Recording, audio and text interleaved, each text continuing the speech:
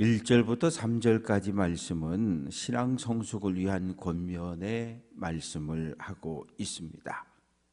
1절은 우리가 그리스도의 도의 초보를 버리자라고 하는 것은 요 단계를 뛰어넘어 앞으로 가자, 이런 의미입니다. 신앙은 단계가 있어요. 어린 아이의 단계에서 청년의, 어른의 이 신앙으로 나아가야 해요. 그러려면 어린 아이 때 가지고 있던, 소중하게 여겼던 가르침이나 교훈들을 내려놔야 돼요. 그래야 앞으로 나갈 수 있어요. 그렇지 못하고 어렸을 때, 처음 가졌을 때의 그 기본적인 신앙만을 꼭 잡고 있으면 성숙하고 성장한 어른의 신앙으로 나아갈 수 없는 거예요. 버린다라고 하는 것은 필요 없어, 그런 의미가 아니라 내가 충분히 훈련되어지고 이제 그리스도의 도의 초보는 다시 반복해서 배우고 익힐 필요가 없으니까 이 단계를 넘어서서 더 성장하는 단계로 한 걸음 나아가자는 이야기입니다. 그럼 도의 초보라고 하는 게 도대체 무엇이냐? 첫째는 죽은 행실을 회개하는 것. 회개는 신앙생활의 시작입니다. 우리를 죽음으로 끌고 가는, 우리가 예수님을 만나기 이전에 우리들의 발걸음은 세상에 관심이 있었어요. 세상 가치관, 돈을 벌어? 나도 돈을 벌어야지. 집을 사? 나도 집을 사야지. 나도 건물을 올리고. 세상 사람들이 중요하게 여기는 모든 것들을 우리도 동일하게 중요한 가치를 두고 살았어요. 그런데 예수님을 만나고 나서 보니까 그런 게 중요하지 않은 거예요. 그래서 죽은 행실을, 우리를 죄로, 죽음으로, 죄의 삭은 사망이라 그랬는데 끌고 가는 모든 것들로부터 발걸음을 돌이키는 것, 그것이 회개이고, 두 번째는 하나님께 대한 신앙, 믿음이죠. 믿음이라는 단어가 나오면 신약성경에서 믿음이라는 단어가 나오면 신실함과 충성이라는 단어와 연결시키면 그 말씀이 쉽게 와닿아요. 하나님을 향한 신실함, 한결같은 것, 그리고 하나님을 향한 충성, 흔들리지 않는 마음, 그리고 2절에 세례. 이 세례라고 하는 것은 구원의 확증이 아니라 이제 하나님의 거룩한 백성이 되어서 믿음의 길을 걷기 시작한다는, 마라톤으로 이야기한다면 이 출발선에 서 있는 상태를, 마라톤을 뛸 수 있는 자격을 얻어서 이제 출발선에 서 있는 상태를 세례라고 표현하는 거예요. 지금부터 하나님의 거룩한 백성으로 믿음의 삶을 살아가겠습니다. 요 땅 하면 42.195km를 끝내고 구원의 문이 열려있는 글이 들어가는 것. 그런데 42.195km, 이것을 완주하는 사람은 그렇게 많지 않아요. 500명이 뛰면 한 10분의 1 정도, 어떤 사람은 5km 뛰고 끝, 어떤 사람은 10km 뛰고 끝, 어떤 사람은 20km 뛰고 끝. 목표를 정해놓고 거기까지 가고 주저앉는 거예요. 42.195km를 완주하는 사람들은 그리 많지 않습니다. 안수라고 하는 것은 유대교에서 아니면 또 이방의 신들을 섬기다가 기독교로 개종했을 때 하나님의 은혜가, 성령의 충만함을 더 있기를 원하는 마음으로 머리에 손을 얹고 기도해 주는 것, 이게 안수입니다. 그리고 이제 다섯 번째는 죽은 자의 부활. 이 부활이라고 하는 것은 우리는 매일 죽음과 부활을 경험하는 삶을 살아요. 잠을 자는 것을 죽음이라고, 아침에 깨어 일어나는 것을 부활이라고, 매일매일 죽음과 부활을 경험하며 마지막 날 예수님 재림하실 때 다시 깨어 일어남을 우리가 기대하며 믿음의 길을 걸어갑니다. 그리고 영원한 심판이 있다는 거죠. 예수님이 오시는 그날은 마지막이고 심판의 날이라는 거예요. 그래서 이런 6가지를 기독교 신앙의 도의 초보라고 이야기하는 거예요. 그러니까 여기에 머물러 있지 말고 6가지 가르침과 교훈에 늘 매여 있지 말고 여기서 한 걸음 더 큰 신앙으로 굳센 믿음으로 나아갈 것을 우리에게 요구하는데, 완전한 대로 나아가라, 이 이야기는 온전한 성숙한 신앙인으로 성장해 갈 것을. 그런데 내가 원한다고 되는 거 아니에요. 3절 말씀 보면 하나님께서 허락하실 때, 내 힘으로 할 수 있는 게 별로 없어요. 내 힘, 내 능력 가지고 신앙생활을 할 수 있다면 얼마나 좋겠어요. 그런데 별로 없어요. 하나님의 은혜가 아니면, 성령의 도우심이 아니면 할 수 없어요. 그래서 간증하는 사람들의 100% 믿음의 고백은 무엇입니까? 하나님의 은혜로 하나님이 하셨다는 거예요. 내가 했다고 이야기하는 건 교회 밖에서 하는 거예요. 교회 밖에서는 고난을 극복한 사람들이 많은 사람들 앞에 나와서 내가 이러한 어려움에 처했었는데 내가 이러한 능력을 가지고 내가 이 문제를 해결하고 극복했습니다. 그러면 세상에서는 박수를 막 쳐줘요. 근데 교회 안에서는 그렇지 않아요. 이런 어려움을 당했습니다. 그런데 정말 하나님께 기도했더니 하나님께서 은혜 주시고 성령께서 도와주셔서 이 고난을 극복하고 내가 이렇게 건강을 회복하고 우리 가정이 회복되고 사업이 회복되고, 이렇게 고백을 해야 박수를 받는 것이 교회예요. 왜? 그게 믿음의 길을 걸어가는 신앙인의 바른 자세이기 때문입니다. 이제 4절부터 8절까지 말씀이 히브리서가 397년의 정경, 올바른 성경으로 확정될 때 가장 문제가 됐던 본문이 바로 4절에서 8절이에요. 한번 볼까요? 4절, 한 번 빛을 받고, 빛을 받았다는 건 복음을 들었다는 거예요.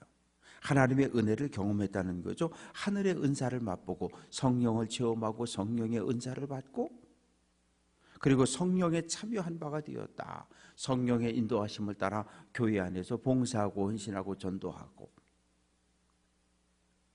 그리고 5절 말씀 보면 하나님의 선한 말씀, 예수님에 대한 복음, 예수를 통한 구원의 소식, 내세의 능력을 맛보았다라고 하는 것은 예수님의 재림과 함께 이 땅에 이루어질 하나님의 나라가 있음도 알고, 즉 기독교의 도의의 초보를 뛰어넘어 한 단계 더 성숙한 신앙의 자세까지, 신앙의 단계까지 왔었는데, 6절, 타락한 자들은 다시 새롭게 하여 회개할 수 없다.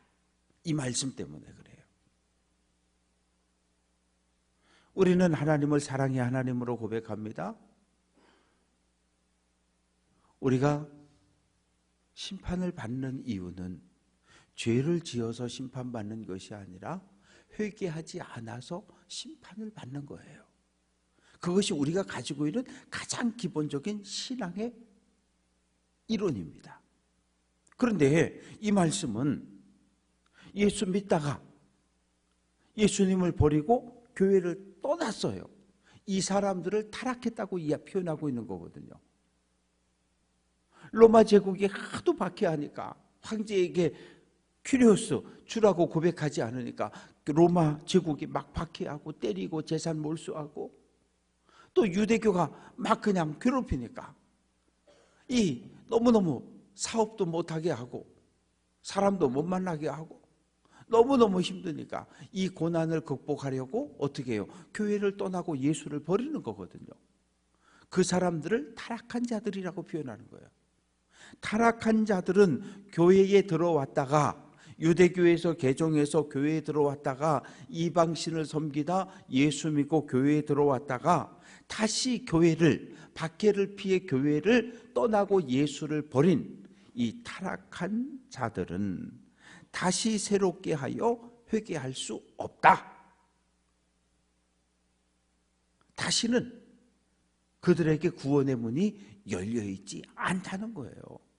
그러니 창세기부터 요한계시록까지 전체에 흐르는 성경과 비교할 때 이 말씀은 받아들이기 어려운 말씀이었거든요.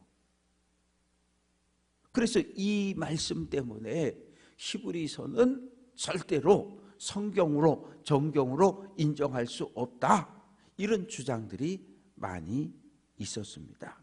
그러면 왜 타락한 자들이 문제냐? 그들이 하나님의 아들 예수를 다시 십자가에 못 박아 죽이는 행위를 했기 때문이라는 거예요. 믿음을 가지고 있다가 믿음을 버리고 예수님을 버리고 교회 밖으로 다시 유대교로 돌아가는 이런 타락한 사람들은 예수를 십자가에 다시 못 박는 악인들이라는 거예요. 그래서 그 사람들에게는 구원의 문이 열려있지 않다는 거예요. 닫혀버렸다는 거예요. 그러면서 7, 8절에서 설명을 하는 거예요. 땅이 그 위에 자주 내리는 비를 흡수해서, 이 비라고 하는 것은 하나님의 은혜의 상징이에요. 이 가나안 땅은 워낙 비가 내리지 않으니까 비가 내리면 너무너무 좋아해요. 비는 이슬은 하나님의 은혜의 상징인데 하나님의 은혜가 조르륵 임했단 말이에요. 그래서 땅이 하나님의 은혜를 충만히 받아들였어요. 그런데 어떤 땅은 채소를, 열매를 내는 거예요. 그런데 8절 말씀 보면 어떤 땅은 가시와 엉겅퀴를 낸다는 거예요. 그랬을 경우 어떻게 되겠느냐? 어떻게 되겠느냐? 하나님의 은혜를 받고 하나님께 영광 돌리고 사람에게 유익을 주는 채소와 열매를 내는 땅은 하나님의 복을 받을 것이고, 동일한 하나님의 은혜를 경험하고도 가시와 엉겅퀴를 내는 이 나쁜 성도, 하나님의 심판을 받을 것이다, 이렇게 표현을 하고 있습니다. 그러니까 하나님의 은혜를 한번 경험했으면 절대로 어떤 경우에도 예수를 부인하고 교회를 떠나는 일이 없어야 할 것을 우리에게 다시 한번 권면하고 있습니다. 이제 9절부터 12절까지 말씀 속에서 고난당하는 이들에게 이야기합니다. 사랑하는 자들아, 우리가 이같이 말하는데 너희에게 더 좋은 것, 그 하나님의 나라 구원이 너희에게 열려져 있다. 너희가 지금 고난당하고 있지만 10절 말씀 보면 너희들의 행위를 하나님이 잘 아신다. 교회가 외부로부터 공격과 박해와 탄압을 받는 가운데도 너희가 서로를 뜨겁게 사랑하며 서로를 소중히 여기며 봉사하며 아름다운 믿음의 공동체를 지켜내는 것을 하나님께서 알고 계신다. 이제 우리가 너희에게 간절히 부탁한다. 믿음을 끝까지 지켜라. 고난을 피해서 다시 가려고 하지 말고, 교회를 떠나려고 하지 말고, 예수를 버리려고 하지 말고 하나님의 나라에 대한 소망을 꼭 붙잡고 믿음을 지켜낼 것을 부탁하고 있습니다. 그리고 이제 13절부터 20절까지 말씀 속에서 하나님의 약속에 대해서 다시 한번 설명을 합니다. 하나님이 아브라함에게 약속하셨는데 창세기 22장 16절을 인용하고 있는 거예요. 보통 맹세할 때 뭐라고 맹세합니까? 야, 진짜야. 내 말이 진짜야. 우리 돌아가신 부모님 이름으로, 내가 이 세상에서 가장 존경하는 우리 어머니의 이름으로 내가 맹세하마. 그러면 그것은 진실일 경우가 많아요. 왜? 어느 못된 놈이 돌아가신 부모님의 이름을 거들먹거리며 거짓말하고 사기치겠어요? 보통 그런 거예요. 그래서 맹세를 할 때는 자기보다 더 높은 분, 더 크신 분, 더 권위 있는 분의 이름으로 맹세를 하는 거예요. 그래서 예수 믿는 사람들의 특징 중에 하나가 무엇입니까? 어디 나가게 되면 내가 하나님의 이름으로, 예수님의 이름으로 내가 성경에 손을 대고 맹세하는데 나는 절대 그런 적이 없다. 이렇게 하는 거거든요. 그런데 하나님이 아브라함과 약속을 맺게 되는데 하나님보다 더 높은 분이 없잖아요. 그래서 하나님은 하나님 자기 이름으로 맹세를 하는 거예요. 그래서 13절 말씀 보면 자기보다 더 큰 이가 없으므로 자기를 가리켜 맹세하여 이르시되 14절 내가 반드시 너에게 복주고 복주며 너를 번성하게 하고 번성하게 할 것이다. 창세기 22장 17절을 인용해서 말씀하고 있습니다. 그래서 우리가 하나 이제 15절 말씀 보면 그가 이같이 아브라함이 이같이 오래 참아 약속을 받았느니라. 하나님께서 아브라함에게 그냥 어느 날 툭 약속을 주신 게 아니라 아브라함의 믿음을 확인하셨어요. 여러 차례에 걸쳐서 아브라함의 믿음을 확인을 하십니다. 믿음을 테스트한 후에 그리고 하나님이 정한 기준을 통과했을 때 아브라함아, 이 하나님, 너 내 아들, 내 사랑하는 독자 이삭을 내가 내게 지시한 곳에 가서 번제로 드려라.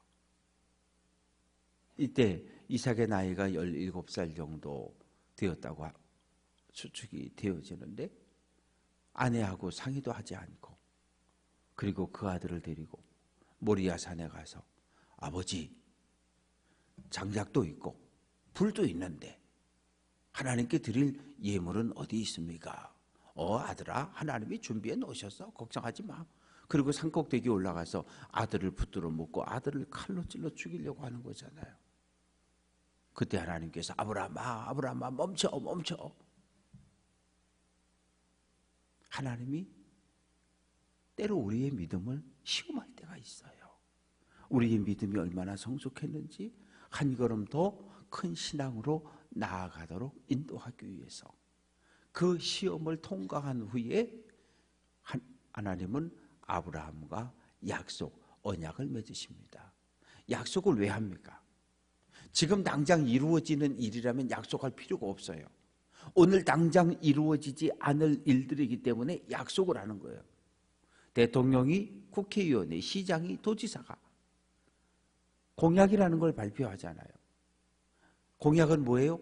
내가 공개적으로 약속하는 거예요. 약속. 지금 하겠다는 게 아니라 대통령 후보가, 국회의원 후보가, 시장 후보가 지금 한다는 것이 아니라 나를 당선시켜주면 내가 이렇게 하겠습니다. 이게 약속이거든요. 그래서 하나님께서 아브라함과 약속을 했는데 16절 말씀 보면 사람은 자기보다 더 큰 자를 가리켜 맹세를 하게 되어져 있다. 그러면서 18절에서 하나님이 거짓말을 하실 수 없는 이 두 가지 13절에 맹세 또 약속이라고 하는 단어가 나오는데 맹세와 약속이라고 하는 것은 지금 당장 할 수 없기 때문에 하는 행위들이고 그리고 하나님은 진실하신 분이셔요. 거짓말을 못 하셔요. 그래서 하나님은 약속하고 맹세한 것을 반드시 지키시는 분이십니다. 그래서 그러면 이제 우리는 이 땅에서 어떠한 삶을 살아가야 되느냐? 18절 끝부분에 보면 피난처를 찾는 우리에게 큰 안위를 받게 하려 하십니다. 피난처. 구약시대에는 도피성, 도피처라는 게 있었어요. 오늘 이 땅에서 우리에게 도피처는 어디입니까? 교회요? 아니, 그렇지 않아요. 예수 그리스도예요. 예수가 우리의 도피성이고 예수가 우리의 피난처입니다. 예수를 믿어야만 하나님의 나라에 들어갈 수 있기 때문입니다. 그래서 19절 말씀 보면 영혼의 닷 같아서, 닷이라고 하는 것은 배를, 큰 쇠덩이를 이용해서 바다 밑에 딱 내려서 웬만한 풍랑과 바람에 배가 흔들리지 않도록 배를 딱 지탱해주고 고정시켜주는 것이 닷인데, 예수 그리스도가 우리의 믿음의 닷이라는 거예요. 우리 믿음의 닷을 예수 그리스도에게 딱 내릴 때 우리의 믿음은 흔들리지 않는다고 이야기합니다. 그러면서 예수님은 우리보다 앞서서 하나님 나라 가셨다는 거예요. 멜기세덱의 모세의 계열을 따르는 대제사장이 아니라 영원한 대제사장 멜기세덱의 반차를 따라서 예수님이 우리보다 앞서서 하나님의 나라 들어갔으니까 그 예수 그리스도를 꼭 붙잡고 예수의 뒤를 따라서 함께 하나님의 나라에 들어가자고 권면하는 것으로 6장을 마치고 있습니다.